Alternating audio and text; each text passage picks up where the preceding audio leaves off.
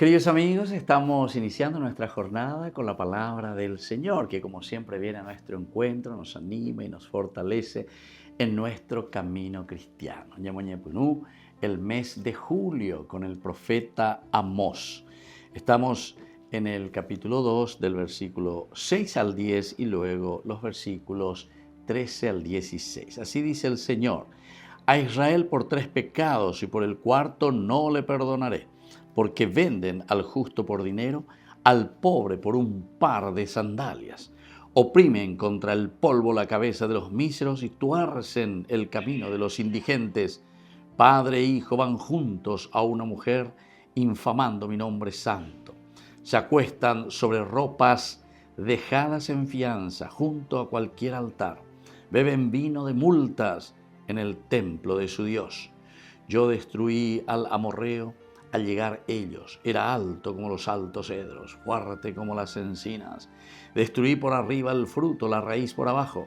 Yo les saqué de Egipto, les conduje por el desierto 40 años para darles en posesión la tierra de los amorreos. Y así continúa la palabra del Señor. Queridos amigos,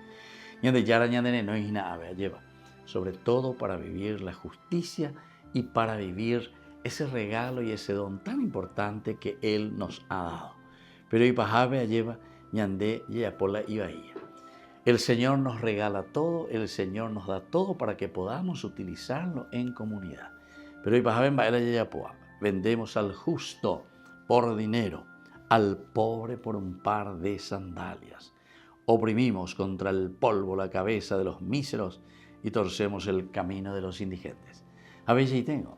Hace más de 2500 años que esta profecía resonaba en los oídos del pueblo de Israel. Pero este día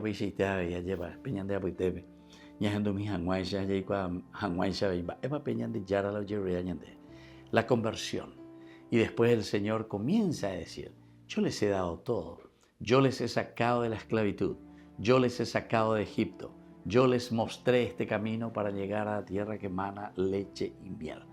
Hamamina bajo pepe peyapo, mare peyapo, aprenderá pisar y la peyapo. Queridos amigos, pidamos entonces al Señor que nos dé verdaderamente esa fuerza para que exista una verdadera conversión.